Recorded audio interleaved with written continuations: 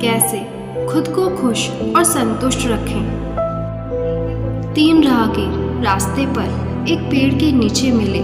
तीनों लंबी यात्रा पर निकले थे।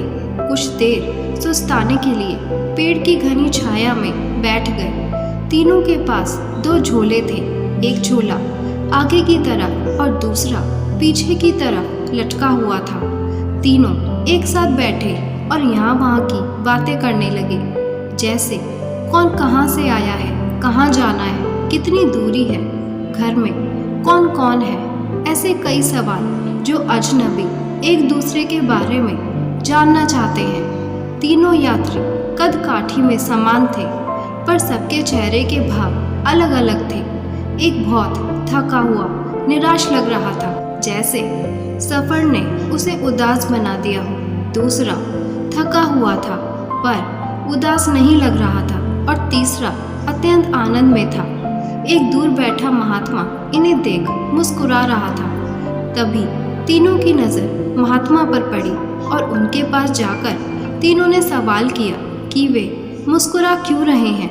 इस सवाल के जवाब में महात्मा ने तीनों से सवाल किया कि तुम्हारे पास 2 झोले हैं, इनमें से एक में तुम्हें लोगों की अच्छाई को रखना है और एक में बुराई को। बताओ क्या करोगे? एक ने कहा, मेरे आगे वाले झोले में मैं बुराई रखूंगा ताकि जीवन भर उनसे दूर रहूं, और पीछे अच्छाई रखूंगा। दूसरे ने कहा, मैं आगे अच्छाई रखूंगा ताकि उन जैसा बनूं, और पीछे बुराई ताकि उनसे अच्छा बनूं। तीसरे ने कहा, मैं आगे अच्छाई रखूंगा ताकि उनके साथ संतुष्ट रहूं, और पीछे बुराई रखूंगा और पीछे के थैले में एक छेद कर दूंगा, जिससे वो बुराई का बोझ कम होता रहे और अच्छाई ही मेरे साथ रहे। अर्थात वो बुराई को भुला देना चाहता था। यह सुनकर महात्मा ने कहा, पहला जो सफ़र से थक कर निराश दिख रहा है, जिसने कहा कि वो बुराई सामने रखेगा, वो इस यात्रा के भांति जीवन से थक गया है, क्योंकि उसकी सोच नकारात्मक है। उसके लिए जीवन कठिन है।